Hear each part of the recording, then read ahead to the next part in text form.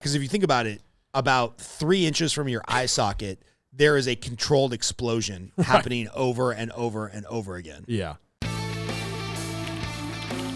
Welcome to the On the Edge podcast with your host, Scott Groves. So, when people want regulation, right? If they don't think about if you're a criminal, right? Like Pablo Escobar didn't go, I wonder if it's illegal to import cocaine into the United States. I don't know, right? No, he knew exactly what he was doing and he did not care, right? And that's obviously a huge, a way out there example, but criminals don't care. They don't. So, So what about this argument? Well, in Australia, they did a voluntary gun turn-in. Then they effectively did a gun repossession. So it's very, very, very hard to find, own, or get your hands on a firearm in Australia. So they do have less gun death. Now, they have more rapes and they have more knife deaths. I looked this up the other day because I was having a gun debate with somebody else. So, there's a trade-off there. Like, violence is going to present however violence is going to present. But they do have less gun deaths because they basically got rid of all the guns. So I guess the question I'm asking, this is how I feel. I would have more respect for progressives. I don't even call them liberals anymore. I don't even call them Democrats anymore because I know a lot of level-headed liberals and Democrats. But let's just call the progressives. I would actually respect them more if they're like, hey, man, we're trying to eventually get to a point where there is no private gun ownership because we think that would make a safer nation. I'll be like, cool. Now we have something to argue about. But when we're arguing about whether or not this plastic piece can be on here or not, come on, dude, you're just being silly. Yeah, I mean, it's just throwing them a bone. Now, one thing is for certain, we're not Australia. Like, people often forget, and this is going to sound really boomerish, but this country was literally founded on revolution. Right. Yeah. So it's kind of like the cat's out of the bag, right? This isn't like something we can just hit the reset button. Okay. Right. So I had a debate with somebody the other day as well. And I told him, I was like, you know what? I'll give up everything. He's like, really? And I was like, yeah, but the government can't have it. You can guarantee me the bad guys won't have it. And I'll also won't have it. Like those are my conditions. Right. Right. From a farm loving dude, I will give it all up free of charge if you can promise me those 3 things, right?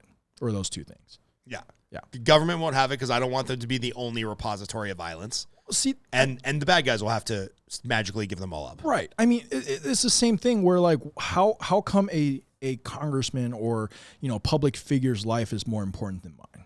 Yeah, well, right. Because they're important. They got elected. Come on, man. Well, so first of all, no elected official will tell you that, and if they do, they're not getting reelected. Right. And second of all, why do they have that? Right? I ask people this all the time. Why does the president have Secret Service? It's to protect them. Well, no kidding. Right? No kidding. You don't say. So it's kind of the same thing. If I could afford, 24-hour protective services, that'd be nice too, but I can't. Right. So I have to do this on my own. So I got to be real careful in the information I disclose here. I will just say I have an acquaintance who does private security, and he does private security for a Fortune 500 CEO, and this, I don't want to get the sex of the CEO, the CEO's family. And he's like, dude, it's crazy, man, because we've got a rotating guard of ex-special forces, all of us highly trained, highly equipped with firearms, all 24/7 guarding the CEO and the family of 4, I think they are. And he goes, I keep my mouth shut because they are raving, progressive, anti-gun, California-dwelling liberals. And he's like, your company... He's like, I've seen the contract. I know what I make. I know what the other 4 guys make. I know what the company takes off the top. Your company and you personally have set aside millions of dollars a year for private security with firearms. And he's like, they know that we're strapped all the time. We have effectively a safe room in their house. We have firearms readily available at all times on our person in the house. And yeah. To everybody else, they're anti-gun. And he's like, it doesn't make a lick of sense to me. Oh, yeah. So how often do you hear stories like this, right? Because like since you work in a gun store, you must be like target number one for any of your more liberal or left leaning friends. I've had people walk in saying, "Hey, I need to get a gun. You know, world's getting kind of dicey." I'm like, "Oh, okay, cool." It's like, but I wish we could just get rid of this whole thing. Like, I'm not 2A at all. I'm like, so why are you buying a gun? Oh, to protect myself. Makes total sense. Cool. But so my previous employer that I worked at, it was a marketing firm, but white collar, right? And the CEO, his wife, she's a typical, if you can imagine it, Red Rock Country Club, golfing 4 days a week, type of woman, right? White, blonde hair, like the freaking poster child of white collar. And so she goes, and she's very progressive, but she goes, you know what? I want to go to the symphony, right? Smith Center. Like, okay, cool. Yeah, let's all go. We'll meet up there, and whatever, and it'll be awesome. So when we get there, me and my buddy get there, we work together, and they never showed. And so we called them. We're like, what happened? Like, oh, we pulled up. She got out of the car, felt it was too shady, and then we left and came back to our bubble in Summerlin. And I was like, interesting. So it's just odd because they'll vote for, our rights to get diminished and we can't protect ourselves, but, they can afford to live and enjoy places where there is ample security. Yeah. Right. So. My favorite is that Los Angeles congresswoman who's like super anti-gun, and then her house got broken into, and she had to admit that several of her firearms were stolen because like you have to report that, especially in California where there's a registry. Right. So it was like, oh man, this is beautiful. You're one of the most you have to look up who this was, Chris. One of the most anti-gun like politicians on the LA City Council gets her house robbed, and she's like, well, yeah, I had guns to protect myself. Thankfully, no one was home, so they just stole them and left, and we didn't have to deploy them. But it's like, oh, so guns are okay when you want to protect your family, right, but not when somebody else wants to protect their family and you got to score political points. I was like, come on, man. Yeah, it's just... You'll actually like this. It was Karen Bass, who's now the mayor of Los Angeles? Yeah. Like, she's effectively a communist. Oh, my God. Awesome. Yeah, I like it's like the news. It's like the Babylon Bee just writes itself now. They don't even have to come up with jokes. Hypocrisy's always been a big thing in the political world, and I get it, right? Like, you're trying to get elected or whatnot, but it just, it's just really frustrating at times, like, because we're sitting here, we have an AR-15, it hasn't hurt anybody, right? It's right, perfectly safe, and people just crucify other people on that based on their beliefs, right? Yeah. So I want you to help me think through this idea. I would not mind living in a world where we don't regulate the firearm hardly at all, but we regulate the person, right? Mm-hmm. Like if we want to come up with a uniform, hey, Scott, this can be a very dangerous, lethal piece of equipment that could be used to kill multiple people. So what we're going to do is we're not going to like judge this inanimate object, but Scott, you have to go through same background check we already go through, more training like you do for your CCW, maybe even a psych eval, every 5 years. You got to go through just extensive training. Sam Harris has compared this a little bit more to like having a pilot's license, right? Where we know if you get airborne in a plane, you can do a whole lot of damage to a whole lot of people, either in the plane or on the ground or crashing into buildings. And so they do a lot more extensive, continuing education, lots of flight hours, lots of licensing per different type of plane that you want to fly. I would have no problem if there were standardized other loopholes I had to jump through to be a legal gun owner. But then if I do all of that and I want to buy a rocket launcher, you got to sell me a rocket launcher. Because like I've proved myself sane, trained, and like of good moral standing, good character. Now, there's some long-term flaws in that where maybe the government could start to determine who's morally or mentally fit to own a gun, and that does scare me a little bit. But I'm more like, hey, why is nobody on the grander political stage saying, hey, you know what? This piece of plastic and metal, this doesn't kill people.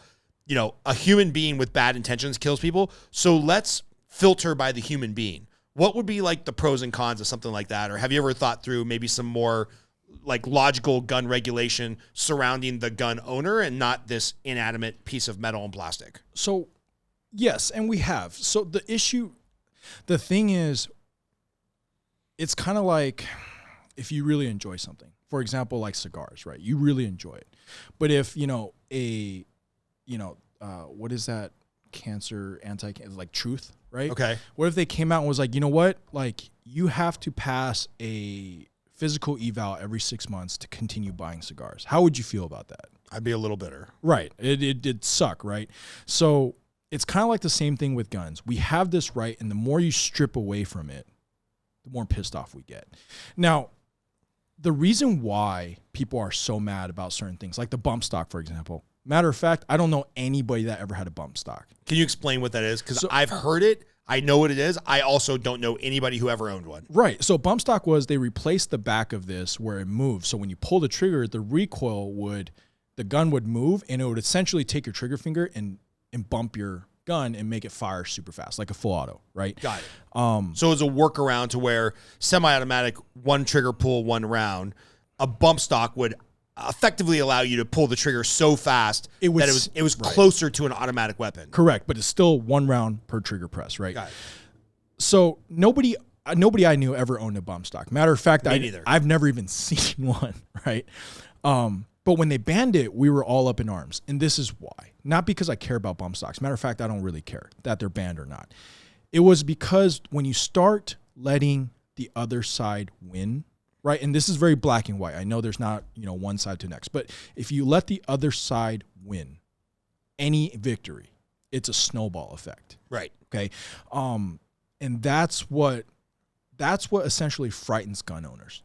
Right. So if I go, hey, you know what, even if I think your idea is great, even if I'm like, you know what, that makes a lot of sense, I can't trust the other side to keep up their end of the bargain, because if they don't, there's not a goddamn thing I can do about it. Right. And this is why the two sides are so fierce the way they are. That's why we're like, you know what, this can't happen. Matter of fact, I don't care about this. I much prefer to have a stock, to be frank, right? Right. It just looks cooler. Looking cool is half the battle, right? Right. So this, like, in my mind personally, I don't really care. I was planning to SBR it anyway. But it just frustrates me because if you give them an inch, they're going to try to take the mile. Yeah. Yeah.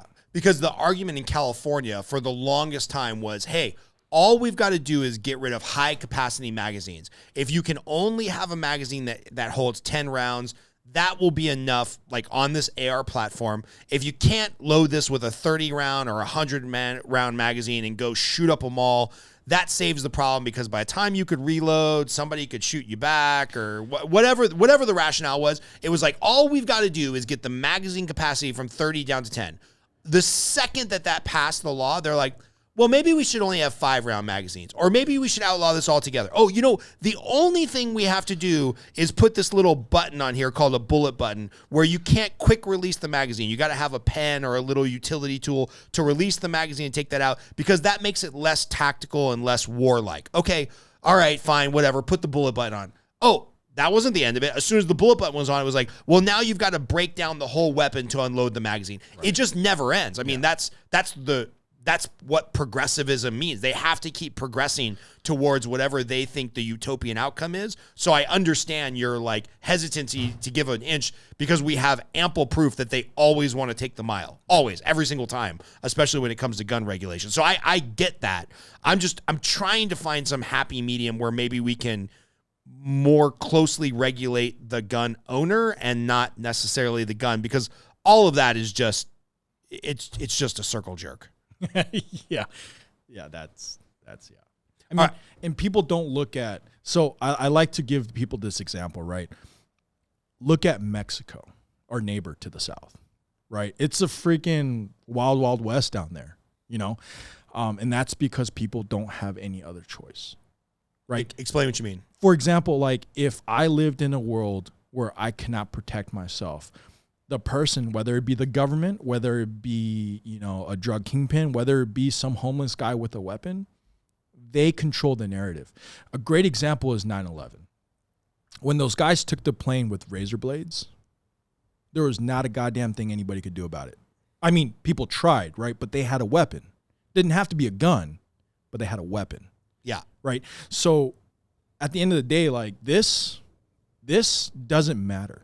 Right. But they keep trying to change this to make it seem like they're doing something. Does that make sense? Yeah. Yeah. And that's just what frustrates the gun community. That's all. Yeah. Yeah. And what's crazy is I have talked to a lot of people that have done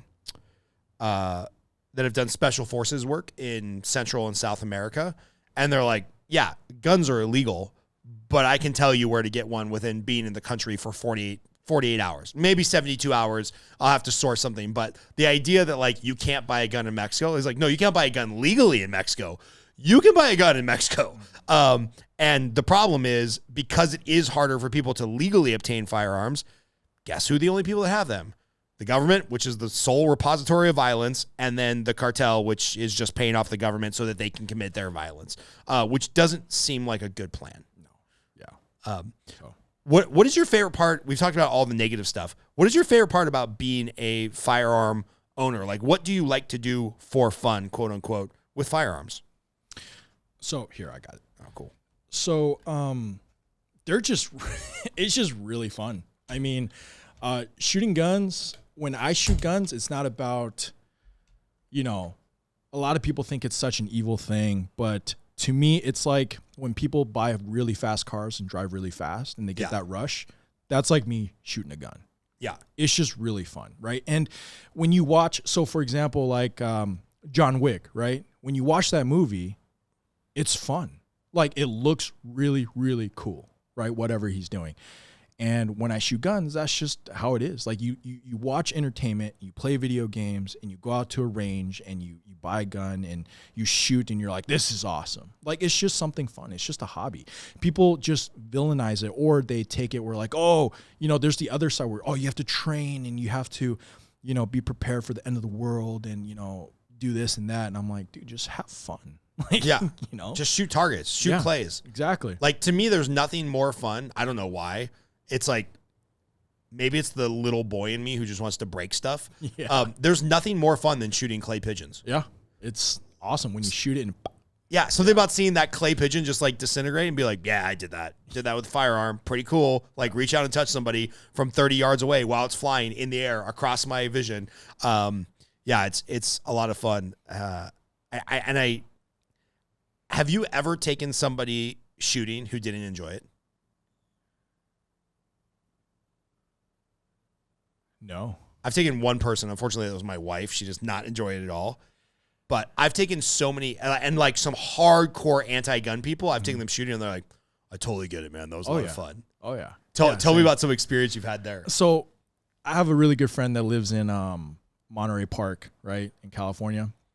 Oh, Chris's older brother is going to be fire captain there one day. Oh, nice. Yeah, well, he is a fire captain there. He's going to be the battalion chief and run that whole thing one day. He's been in Monterey Fire Department for 20 years. Anyway, side note, sorry. No, I mean she's really hardcore left, and but we keep it cordial. We just don't talk politics, right? But when she comes out here, I take her shooting, and it's funny because she'll love it. Like she just loves shooting, and then. They had that shooting Chinese New Year in February, right? Did you see that on the news? Mm-hmm. And her mom goes to those dance studios. And so I called her when I saw it. I was like, hey, you guys good, right? She's like, yeah, it's fine. Thank God. And then I was like, have you been thinking about, buying a firearm just in case? She goes, oh, no. Nothing will change her mind, right? But she loves shooting. She'll come out here and we'll just go and she'll just shoot all my freaking ammo. Yeah. It hurts me a lot, but for her, it's all right. right. It's not cheap anymore. No, it's not. But I take people all the time that, are new or, they have this misconception of like, if they pick this thing up, they're going to turn into, some evil person and they end up enjoying it. Whether they buy one or not, that's not up to me, right? It's a free country, right? I don't tell you what to buy or not buy. Don't tell me what I can't buy or not buy. But I've never met anybody that was like, I hate it. I've taken people that, like they didn't shoot it correctly or whatever, but they still had a blast. Yeah. Because it's just and if you've never shot a gun, then you can't possibly know what it's like. So you can't judge it. Right. Right. So for the people that are like, oh, I would never want to, just try it. Yeah. You never know, right? So I tell her all the time. I'm just kidding. So you've already mentioned that, like, when somebody says, "Hey, what's the first gun I should buy?" You always say an AR-15. Can you talk a little bit about the price range of AR-15s and like what are the steps? So a friend of yours says, "Hey, man, I've shot a gun once or twice with my uncle back in the day. I don't know shit about guns. I want to get started. What should I buy? How much am I going to spend? And like, what training should I get? Like, how do you advise people when they're noobs?" So the first question I always ask is, is it for concealed carry or home defense? Now, 9 out of 10, it's for home defense. Right. And then they always want a pistol or a shotgun. And I always tell them very politely why they should buy an AR. So you buy a pistol. The issue is when you buy a pistol, and let's say, kids, wife in the house or whatever, and you have your gun, but suddenly you don't need your gun anymore. And you're standing there in your underwear and tank top, what do?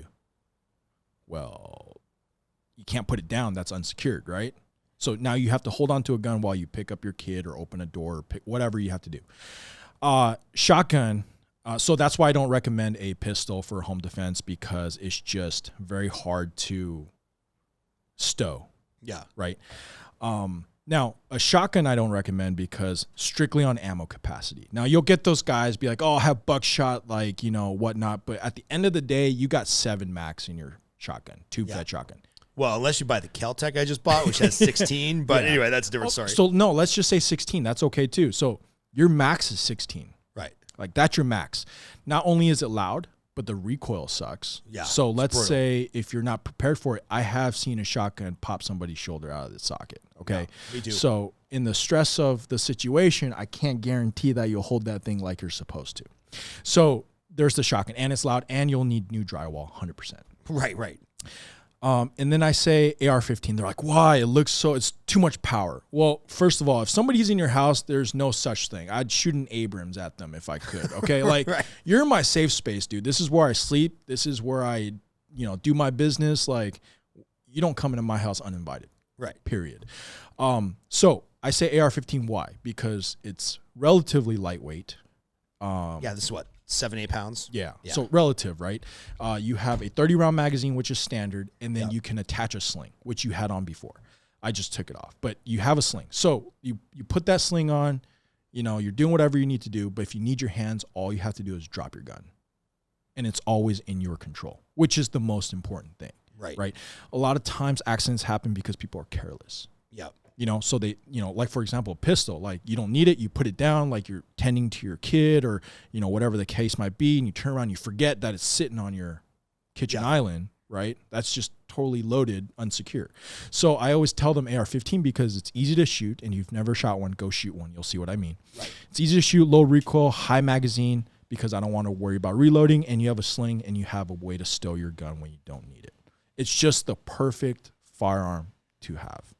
It's funny because people see the movies and they see they see a 50 caliber, right, on like the top of a Humvee, just I mean, it's scary as hell. Recoil, it's bouncing the truck off the ground.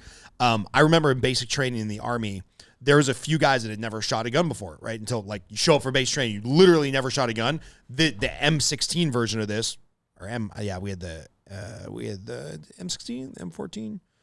No, we had what's the smaller one? M4. We had the M4. Yeah, we had the M4s. Anyway, they look kind of scary, and people are like kind of like anticipating the recoil of the shot. I remember our drill sergeant made like the 3 guys that kept anticipating they were pulling their rounds and they couldn't zero their weapon. They made them stand up, place the buttstock against their balls, and shoot the gun just to prove how little recoil there is on an M4 or an AR-15 or an M16. And it was hilarious to see these guys absolutely terrified. The drill sergeant's like, put it against your balls. And they're like, what? And they're like, put the buttstock against your balls and pull the trigger. And then you'd see these guys like just terrified because it's a very unnatural shooting position, and then you have the end of a firearm, the back end of the firearm, up against your balls, and then they'd shoot a couple rounds and be like, oh, that's not bad, and then they pocket it in their shoulder and they're totally fine and they get it. But there's, with the buffer spring on these, especially the longer ones with a fixed stock, there is almost no recoil on an AR-15 at all. I mean, you can shoot it all day long and you won't feel it in your shoulder the next day. So great tool, especially for women. You don't have to be particularly strong or have a lot of upper body mass to manipulate one of these. Yeah. All right, so talk us through price and then like training. So typically now you can buy anything, right? You can buy an AR-15 for like $300-400 on the market these days, but don't do that. And the reason for that is because I always tell people it's like airline pilots, like you mentioned earlier, right? Do you want the guy that just got his license to fly over the Atlantic, right? Or do you want the guy that's been flying that route for 20 years? Yeah, I want that guy. Right. So price does correlate in quality up until about the $3,000-4,000 range. Whoa. So typically, I bought a lot of guns. Let's talk about this. Talk about the quality from 300 to 3,000 because I don't own any $3,000 AR-15s. So there's typically, I think it's there's 5 tiers. I don't remember what they're. Oh yeah, so it's S at the very top, A, B, C, and D. Oh, okay. These are real tiers. I didn't know this, by the way. It's a metric that the community has come together and voted on. So, your most bottom tier, like your D, is guns that you should never buy. Got it. Do we want to use some brand names or is that? Guns that have a lot of issues, like, for example, Radical, right? Okay. So Radical, they've cleaned up like the past couple of years, but their guns were notorious to, for being out of spec, for, like not feeding properly. And I think with the new CEO, I think they've moved in a new direction, but track record statistics say everything, right? Right. And then the higher you go, so typically what I recommend for self-defense is either tier A, tier S. So tier A guns like this Daniel, for example, you have a price range between like $1,600-1,700 to about $2,200. If my wife asks, $500. 100%. Yeah, $500. You got a deal on this. I got a deal. I remember that. Yeah, I did not pay $1,600 for this. I bought $500. Yeah, and you got a rebate too. Yeah, but luckily my wife does not watch the podcast, so she will not know how much this firearm cost me. Karina, if you're listening, it cost me $500. All other citizens, $1,600. Yep. So you have that tier, right? And which is good enough for 99.9% of the people. Matter of fact, 100% of the people. And what goes up with the price? Like what quality components go up with the price? So great question. That is engineering. So this gun right now is mil spec, which is the specifications to this is what the military has specified or used. So it's built on that mil spec, but stronger. So, for example, they mounted this rail a different way, so it's a lot more sturdy. Like you have better metallurgy, you have a better bolt, you have better quality control, you have a better barrel. It's all in-house. Daniel makes a great rifle. So this is a solid rifle that anybody can use, and you can trust your life with it 365 days of the year. Right. What I've shot some cheap AR-15s and frankly some 30-year-old M16s. They just feel a little bit cheaper. And granted, this is newer, so everything's nice and tight and compact. But the rounds that I've put through this just feels sturdier, I guess, for lack of a better term. Yeah, so there's this huge misnomer or misconception in the gun industry where we call them as good gang. As good gang? Yeah, so like people that will buy, a $400 rifle and be like, why would you buy that? This is just as good. Right. And the reason why you buy something like this, especially for home defense, is that it's like, I like to compare it to anesthesiologists, right? They get paid way too much money for what they typically do. The reason why they get paid so much is not because of 98% of the time they're working. They get paid because in case that 2% where the patient doesn't react well to the anesthetic, they know what to do. Right? Because once you go under, you might not wake up. Yeah, you don't want to be minus anesthesiologist. Correct. Yeah. So the reason why they get paid so much is because of that 2%, not the 98. So it's the same thing with guns. The reason why I would rather pay $1,600-1,700 for an AR-15 versus a $300-400 AR-15 is because I know when I pick this sucker up, it's going to work. Right. And this is why, price does correlate with quality. Got it. Typically, when you buy S-Class stuff, there's engineering differences they've done different things to the gun to make it cycle better, to make it more robust. But it's not quite necessary. Those guns were always designed with SOCOM in mind. So SOCOM would approach, for example, Knights, right, and be like, hey. Explain who SOCOM is. So Special Operations Command. Got it. So they oversee, JSOC, like Navy SEALs, Delta stuff Force, like that. all the all cool secret, guys. The secret squirrel shit. Yeah, exactly. The cool guys. By the way, shout out to Clay Martin. If you haven't listened to our interview with Clay Martin, Chris, we're going to have to link to that because he is one of those secret squirrel guys. Yeah. And he'll say the same thing. He'll be like, dude, don't spend more than like $1,500. Like all the Gucci stuff. You don't need it unless you're like swimming underwater and your life depends on it. Right. Yeah. So that brings me to my point is that, like, when you buy Knights, for example, those guns were always designed with a specific mission in mind. Right. So they were like, hey, we need to send our guys out to do this job and it cannot fail. And they're like, okay, cool. We'll create it and then we'll give it to those guys. Fortunately, those guys get all the credit. Right. So, for example, when, Zero Dark 30 came out and everybody was watching what guns they used, it was insane. Right. Like, everybody went and bought those. Do you need that? Right. No. Yeah. You don't. When you're doing like an on target action for Osama bin Laden or taking out terrorists in an airplane, it has to be perfect every time, 1,000,000% of the time. Right. If you have a jam on this firearm, which I have never had a jam on this firearm, but if you did, actually I had one because I misloaded a round. Like it was fed too far forward. You can clear it pretty fast. Yeah. Like it doesn't have to be perfect every time. Yeah. Until it does have to be perfect. I don't think I've ever, on this gun, I don't think I've ever had a misfire. Typically, they'll be either user-induced or equipment issues. So, like, bad magazines, bad ammo. But the gun itself, like this gun, I would take it to, the end of the world. It'd be fine. Yeah.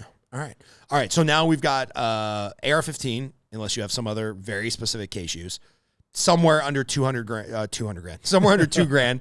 Under $2,000, I usually deal with mortgages, so 200 grand sticks in my mind. Somewhere under $2,000, you can get the firearm and all the setup and stuff. And then what about training, right? Because like I know so many people after the protests from a couple of years ago in our summer of love. I know so many people that bought a firearm. They maybe shot it once, and now it's in a lockbox or under a bed or in a drawer or something like that. Just horrible use of a firearm. What training do you recommend people get up front and then ongoing? So I recommend formal training. I always do. But I understand people don't want to pay $400 and train an entire Sunday or Saturday on something like that. It's not their priority, and I get it. What it comes down to is brass on the ground. So what I mean by that is just get rounds downrange. Right. If you can commit going to the range once a month and shooting, 150, 200 rounds, you're better than 90% of the people that are going. Yeah, which will take you less than an hour. 100%. You just load on your magazines while you're smoking a cigar, go to the range, pay your $20, put up a couple targets, and just put 10 magazines downrange, 300 rounds. Yeah. You'll be in and out in an hour. Yep. And now this is with the idea of shooting at a target. Right. So shooting at dirt doesn't count.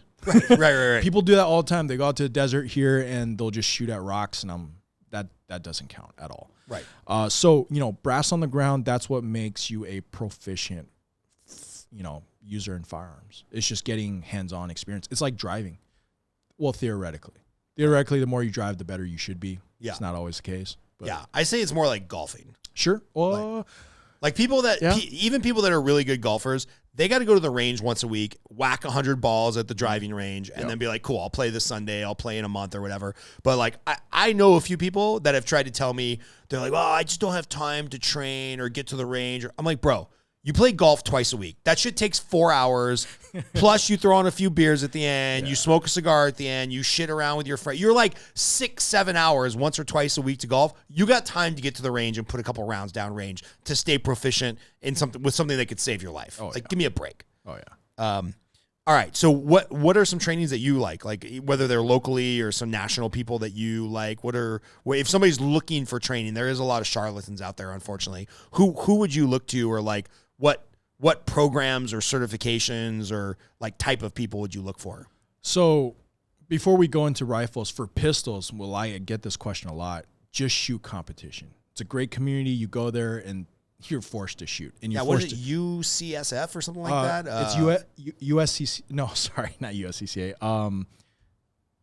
USPSA. USPSA, yeah. USPSA. Yeah. United States Practical Shooting Association, I think. Yeah. USPSA. Yeah.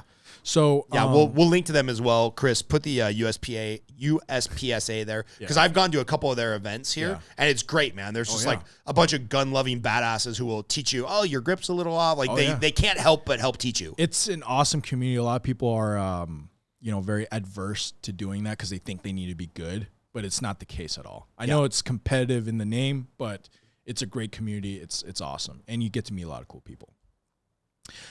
For rifles, typically, I like to take courses. So I'll go online. For example, most recently, Bear Solutions, BAER, Drew at Bear Solutions. He was a former team guy. Taught at I believe he taught at FLETC. U.S. Marshals, stuff like that. I forget if it was FLETC or Glencoe. I don't remember, but he does a good basic rifle course, and he does a level 1, level 2, and he teaches you fundamentals, right? But at the end of the day, if you take courses and you never practice, it doesn't matter. Doesn't matter. Yeah, it doesn't matter. Shout out to Mike Glover at Fieldcraft Survival. I've taken a few of their courses. Actually, I'm taking one of their AR classes here next month. Nice. They're going to be out at the Las Vegas Gun Club here, and then I took.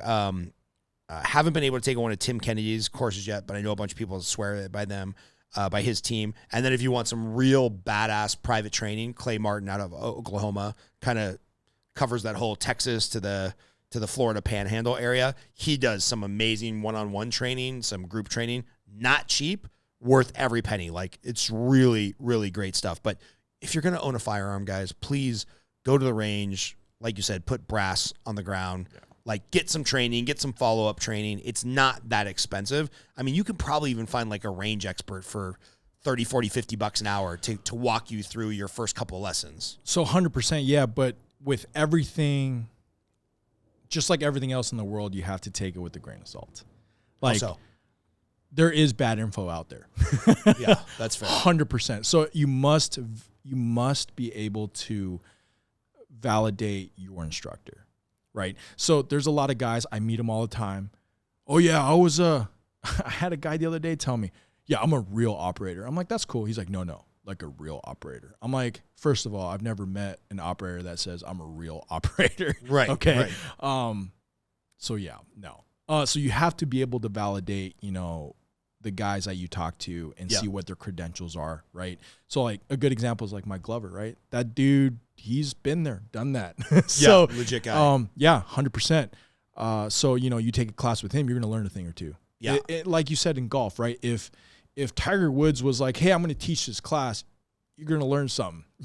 Yeah, 100%. For sure. Yeah. So, it's funny, just even with this on an AR class that I took, and I don't want to point at the camera because it just feels rude, even though there's no safety concerns.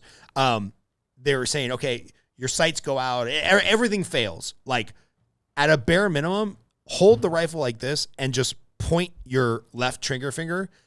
Everybody grew up playing cops and robbers with their hands. Right. Like wherever your finger points, if you have your finger aligned on the side of the barrel, that's roughly where the round's going to go. So if nervous energy takes over, if you can't find your red dot, if everything's going wrong, just point and shoot with your finger like you would cops and robbers.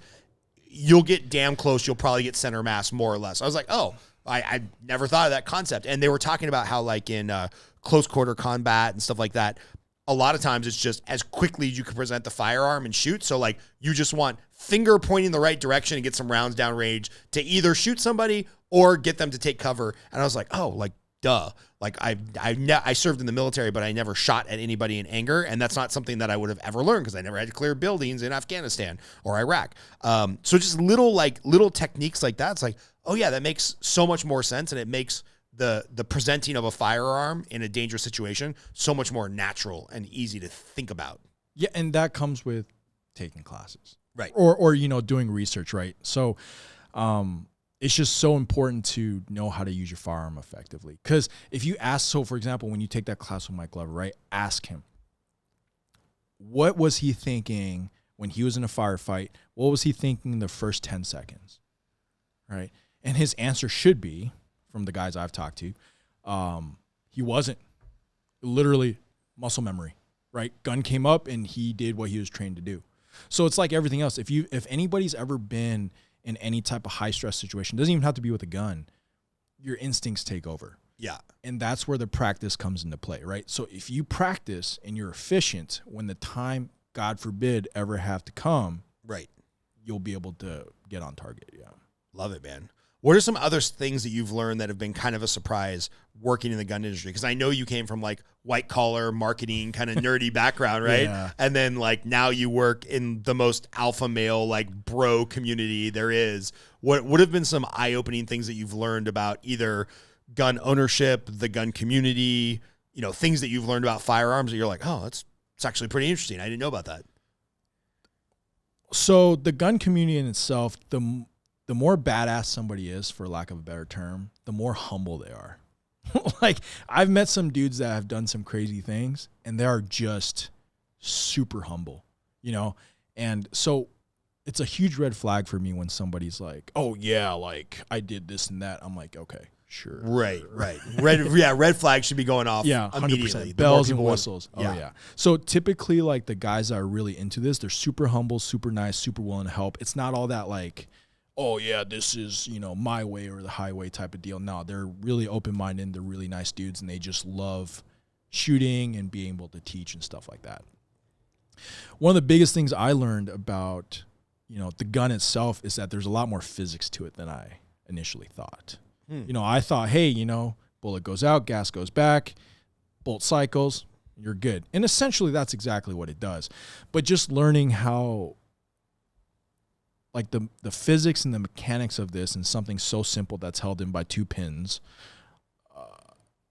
is outstanding. I mean, it's a marvel. It's an engineering marvel, like what they've been able to do. So, for example, like, I don't know the PSI rating on this, but for example, on a 50 cal, right, like a Barrett 50 cal sniper rifle, and you put your head down right next to the chamber and you pull that trigger, there's approximately 50,000 PSI that chamber holds, right? So that explosion is 50,000, and then it cycles around, all in a manner of, you know, nanoseconds, right? Right. Because the bolt can't open until the pressure has decreased enough so it doesn't explode in your face.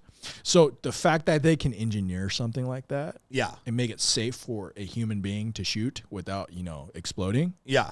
Because if you think about it, about 3 inches from your eye socket, there is a controlled explosion happening over and over and over again. Yeah. Oh, I never really thought of it that way. Oh, yeah. Yeah. So you'll see, so like, for example, when you buy those cheap ARs, and you can find these online, when the QC isn't there was an incident where this was out of spec, and when the person shot over and over again, this came loose, the bolt shot out the back and hit them in the arm. Stabbed him in the arm. Yeah. Oh, that's a bad day. Yeah. I mean, you're holding something that's, you know, firing off rounds, you know, right next to your face. It's like driving a car. A lot of people don't realize, well, I still drive a combustion car, but a lot of people don't realize, like, when you rev or when you drive, like, there's a bunch of explosions happening, like, right in front of you. Totally. You know? So, yeah. Yeah, that's fascinating. Because you and I had about a 30-minute conversation about cams, a suppressor. Can you explain what a suppressor is, what it does, and what it isn't? Yeah. So, unlike the movies, right, it doesn't make this gun super quiet. So 223.556 gets its lethality from speed. Explain 223.556. So That's I think it's the caliber. Oh, yeah. So it's the caliber, but I forget how they measure it, but it's like the width or something like that. It's the caliber of this gun, and it's a really small bullet. Right, the cartridge is big, but the bullet is small. Yeah, surprisingly small projectile comes out of an AR-15. It's essentially a heavy 22. Yeah. It's the same diameter as a 22. For people that don't know what we're talking about, what actually comes out of the tip of an AR-15 is maybe a Tic Tac or 2. Yeah. Which is crazy. Yeah. How much lethality something the size of a Tic Tac has. Well, it only weighs, on average, 55 grains. So it's really, really light, the bullet. Yeah. Right, that only weighs 55 grains. It's super light. But so this particular firearm the bullet gets its lethality from speed. So when you shoot a standard, 55 grain, just for the sake of, simplicity, out of this 10.3 barrel, you're going to get a muzzle velocity. So that 55 grain bullet is going to be traveling at approximately 2,600 feet per second, which translates to like, I don't know if my math will be right, but it'll be like maybe 1,600 miles an hour, something like that, something crazy. So 1,000 feet per second, 1,000 feet per second is about 700 miles an hour. Yeah, so something like that, right? Super fast. It's going really, really fast. So what'll happen is when this bullet hits soft tissue, or if it hits a wall or whatnot, it starts to tumble and break away and fragment, and that's what makes this gun so lethal. That's what makes that round so lethal, right? And that's why the military likes it. Yeah, because of the speed. Because a 9mm that comes out of a handgun is a significantly larger piece of metal traveling downrange than an AR-15. It's just not going nearly as fast, right? Yeah, so it's about almost triple the weight at 115 grains for a standard 9mm. Out of a 5-inch barrel, it's traveling just right about 1,000 feet per second, right? Okay. So this is going 3 times the speed of a 9 out of this barrel, right? So back to my original point, sorry. When you attach, so the sound is that bullet and all the gases exiting the front and causing that sonic boom. That's what you're hearing. So when you put a suppressor on this, inside a suppressor, there's chambers, like gas chambers, right? They're called baffles. And what it does is when the bullet passes through, it captures that gas and then it suppresses the sound. So it's still going to be loud, but it's going to be less loud, right? So in order to make it quiet, you have to be under the threshold of the speed of sound, right? Which is right around like 900 feet per second. But there's no way you can do that with this particular firearm because it gets this lethality from speed. So if you do that, you're neutering your firearm. It's like putting a limiter on a Ferrari. It's just not the right thing to do, right? So when you put a suppressor on, it captures all that gas, and it doesn't slow down the bullet like people think, but it captures that gas and it keeps it from being as loud as it would be without. Because without a suppressor, all that gas just comes out of the muzzle end. Yeah. But a suppressor is designed a way where it captures that gas. Yeah. Holds it. And your normal suppressor is about the size of like a little bit like a Perrier can, right? Like a small energy drink. Oh, like Jocko energy drink. Here we go. I happen to be drinking one. It's a suppressor is about this size, and unlike the movies, it does not make the round go. No. It's still loud as hell. Yes. But so I highly advocate for suppressors because especially if you live in a home where you have other people living with you, if you fire this off, and if you haven't tried it, don't, but if you fire this off in an enclosed space, you have immediate hearing loss. Right. Like irreversible. Like you will lose your hearing to some degree. So with the suppressor, what that does is it literally protects your hearing, the hearing of your loved ones, stuff like that. Yeah, yeah. There's such a misconception about suppressors, and that's why they're evil, and that's why they have the extra ATF background check and the tax stamp and all that stuff. Because thanks to the movies, people think like, oh, well, this is what Scott's going to use if he wants to kill somebody in silence. No, it's not in silence. It's a little less loud, but it's still loud as hell. Yes. But what it does is for the shooter, for the operator, it saves their eardrums a little bit. Yeah. So, when you put a suppressor on this and you shoot it, you still shouldn't shoot it without hearing protection, like recreationally. Right. But in a self-defense situation, I'm not throwing on my ear pro. Right. I'm just going to pick up my gun and go to work. Right. So. Right. Fascinating. So you're a big advocate of the suppressor. 100%. Yeah. And what is the wait time for those? Because I filled out all the paperwork. I sent in my stuff to the ATF. I paid my $200 or my background, whatever the hell I had to pay. How long is this going to take me for me to get this? We're seeing about 6 to 7 months. 6 to 7 months for the ATF to look at, here's all the paperwork, Scott's not a criminal, et cetera, and go from there. Yeah, correct. Oh, okay. Crazy. Yeah. All right. What are all the things I forgot? Oh, we gotta talk about this argument. There's a big argument in the gun community right now. 5.56, which is the classic NATO-approved round, mil-spec, that's in all the AR-15s, M16s, M4s, et cetera. That's been around for Vietnam War, right? 70 years almost, 60 years.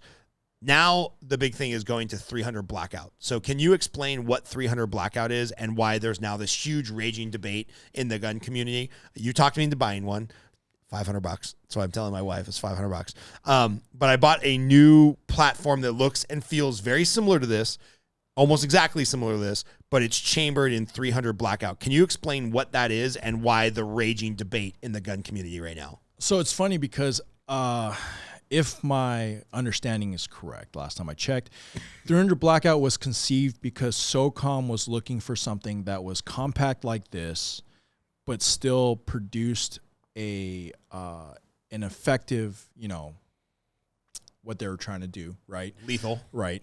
And it suppressed well. So what they came up with was a 300 blackout round, which is typically, subsonic, 200 and up grains. So let's say 200 grains. So a way, way bigger projectile than this. Yeah, it's like a really fat, heavy round. And it's a 30 cal, so it's also bigger too. It's the same diameter as like a 308, for example. Okay. And it's very similar to this. What happens is you put the round is so heavy and moving so slow. When you put a suppressor on, it's almost movie-like quiet. Oh. I mean, I would call it movie quiet, Hollywood quiet, but people don't like that term. Right. But it is quiet.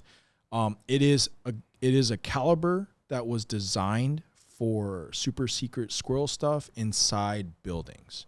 Now, 300 blackout achieves a lot of things that 5.56 is not good at in close quarters. One, 5.56 223 was always designed to be shot out of like an 18-inch barrel. That's why it was conceived. So when you shorten it, you lose muzzle velocity, which then in turn loses bullet stabilization, which in turn loses, the effectiveness of the round, right? So 300 blackout and over penetration. I always forget this one. So if you hit a drywall, it could potentially keep going.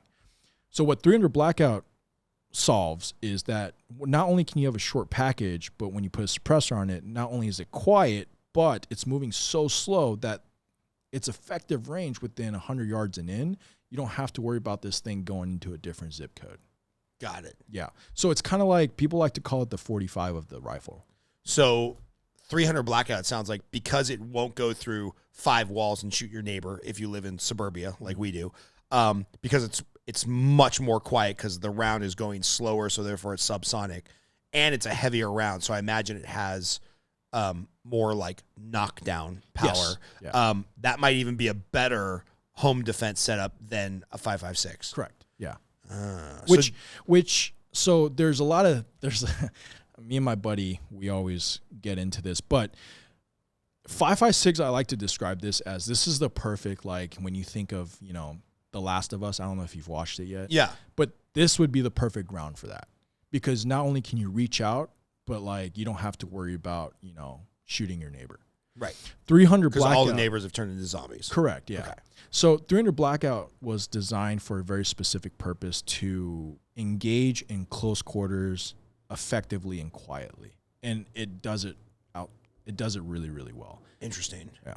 Yeah, so if you live in prairie land, if you're out in central Montana or Texas, where you might have to engage a target far away because you have a lot of land, maybe 5.56, and then maybe if you live in like urban setting, apartment, suburbia, 300 blackout might be better, because I can't even get a line of sight anywhere in Vegas or LA, which are the two places I live. I can't even get a line of sight for more than 100 yards because there's another building or there's a car or I'm never going to shoot anything more than 30 yards away from me, most likely. So 300 blackout, the $500 gun you talked me into, definitely a good purchase. Yes, 100%. Okay. Yeah. So I mean, for example, my personal home defense gun is a 300 blackout with a suppressor on it. And how long is that comparatively speaking to this? With the suppressor? Yeah. So the total length is 35 inches. Okay. So it's a big gun. It's about like right here. Okay. Not bad then. Because the suppressor, so the one I got was specifically designed to be super quiet with 300 blackout. So it's a pretty long suppressor. Yeah. Makes sense. Makes sense. What else did we forget to ask about gun community, working in a gun store, living this life and being entrenched in it? Oh, we covered pretty much all of it, but it's just for the people that have never tried it, you got to try it. Right. You just have to. I like to use current events as good examples, because people get so blinded about, what they believe in or what they should believe in, is that, that Nashville shooting, right? Tragic as it was, you have people that want to ban guns because the person used a gun to kill innocent people. But then you have people that applaud the officers for using violence to end violence. You can't have it both ways. I mean, in my mind, you can't have it both ways. Right. And at the end of the day, instead of, trying to ban an inanimate object, you have this thing where, like, trampling on millions of people's rights is not a solution because one person acted out of line. Does that make sense? Totally. Yeah. So what would you say to the people that are like, all right, well, James, you can wave a magic wand and you're in charge. We have to find a solution because, dead citizens is not okay. And maybe they even agree with you. Like, yeah, you can't end violence unless you have violent tools to take care of those violent people. If you could wave a magic wand, what is the secret sauce? Like, how do we fix the problem? Or is it, like you said, the cat's already out of the bag because we're America and this is just the trade-off for the freedoms we have? Honestly, if I knew the answer, I'd be a politician. Fair. Don't worry. None of them have any of the answers either. But it's just, for example, I travel, prior to COVID, I traveled a lot. And every time I like to use Japan as an example because me and my buddy went and we walked around all night long and not once did I feel like I needed a weapon to protect myself. It's just the culture that they built. Here, I walk to my mailbox and I'll carry a revolver in my pocket. Right? Is it less safe? No, not necessarily, but it's just the culture we have here. Okay. People, I don't know what it is. People just seem to be more violent here. I don't know what it is. Right. For example, they did a case study in Japan, actually. This is pretty funny. But when kids are of age, and I'm talking like 7, 8 years old, they take public transportation by themselves because Japan as a society has agreed that the children of Japan it's up to the society to take care of the children. Like, they will go on the subway, leave the subway, take a city bus, go to school, go home, go wherever they want. And, they're not even teenagers yet. That would never happen here. Right. Will never happen anymore. Right. Yeah. I mean, within the last 20 years, right? Yeah. So, the culture we have here is just the way it is. If it's not guns, it's going to be something else. Right. Okay. And my whole point of this is not like, oh, we shouldn't have more checks or whatnot. My whole point is you're doing this wrong. And unfortunately, I don't have the right answer. But I know that you're not doing it correctly. Yeah. Right. Because if this was the case, I could as easily turn around and say, we should ban cars because DUI people, they kill people, right? I know a dear friend that died because he was caught in a crash and the guy was drinking, right? Yeah. Or we should ban cars. Should we ban forks because obesity is a thing? No, we could do this forever, okay? We could do this all night long. At the end of the day, it's not the object. Something has to change, whether it be culturally or whatever, but something has to change, yeah. Yeah.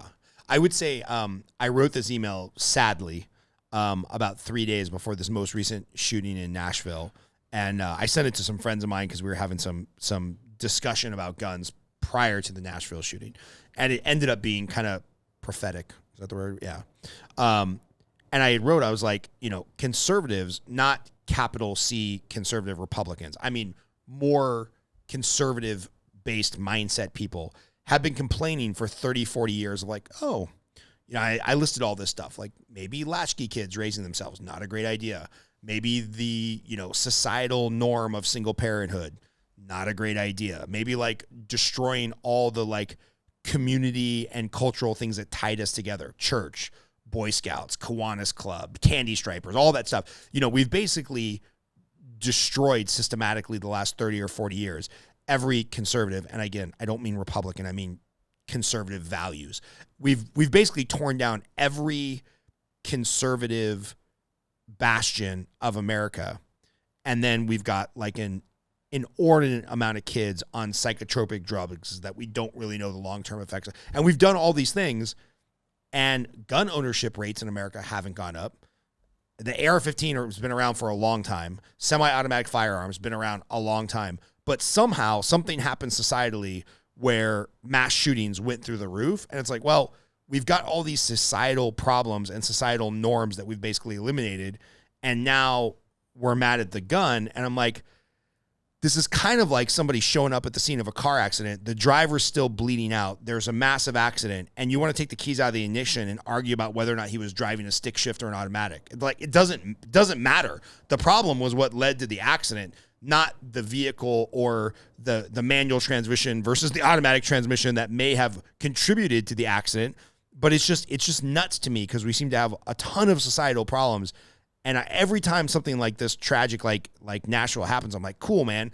Opportunity to talk about like young men and their like poor mental health situation, or talk about like maybe we're going in a direction of societal norms that make these things possible in people's minds. And they're like, nope.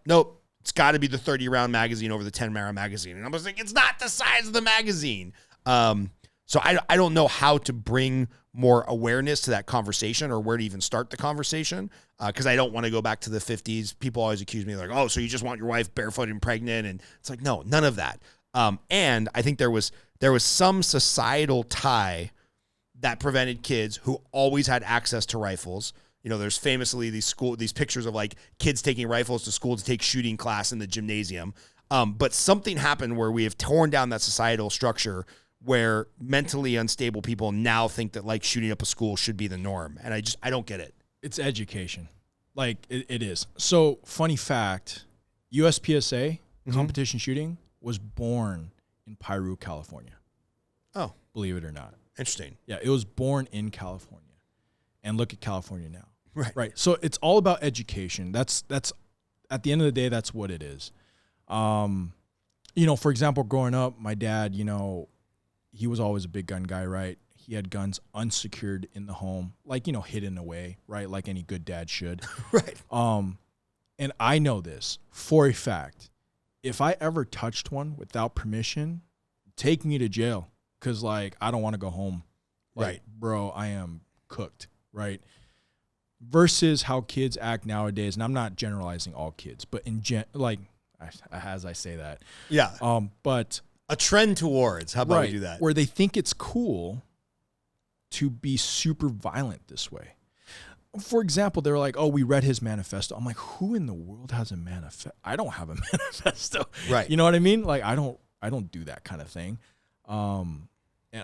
It's just education. I think something has to change culturally. Like, honestly, it's not something that you can solve by just tacking on legislation.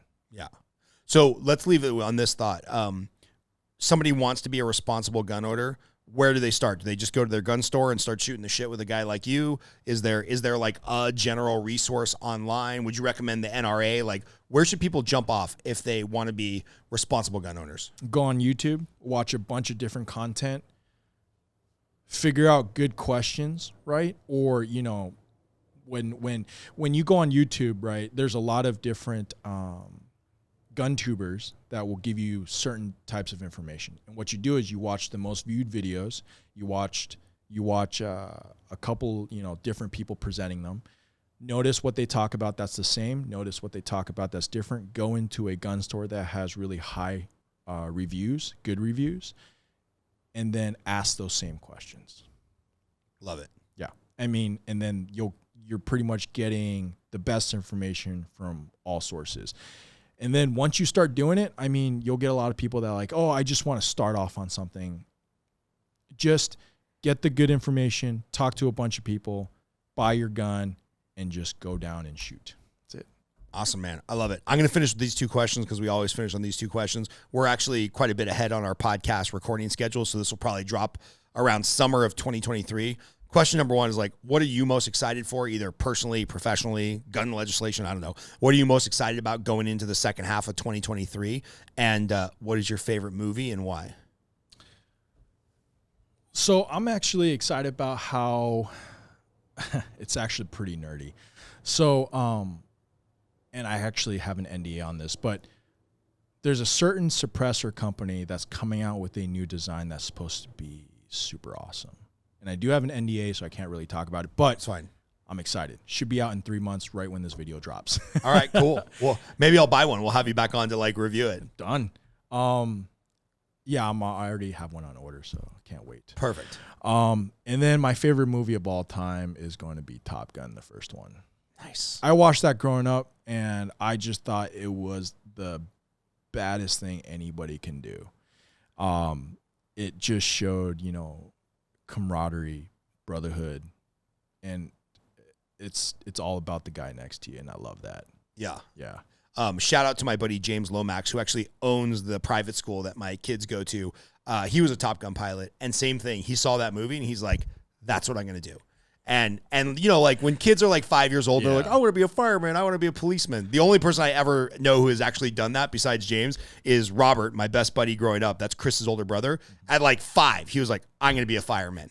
And his entire life worked towards being a fireman. He's a fireman. And James, same thing. He's like, I'm gonna be Maverick. And he made it, man. He became a Top Gun pilot, flew F-18s. We did a whole podcast with him talking about that. So if you're interested, we'll put a link to that as well. But that's all. I love that movie too. It's definitely in my top 5. Yeah. Did you like the new one? I did. Yeah, so did I. I did, but you can't knock that first one, man. Yeah. I mean, that's just it did it all. Yeah, I love both of them. Like Maverick might have even made it into like my top 10, definitely my top 20, because I just thought it was so fun and like a throwback to like classic 80s action movies. And and they did such a good job assimilating the first one into the second. Yeah, with the pictures and the flashback. Man, had me going, man. Yeah, it was great, man. Well, dude, we really appreciate you being on. We went like over 2 hours without even blinking. So we're going to have you on for session part 2. Maybe after I take possession of the new $500 gun, the blackout, the 300 blackout with the suppressor, I'll go put a couple hundred rounds down range and then have you back on to talk about the next thing I got to buy. I would love that. All right, man. Thanks. Yep.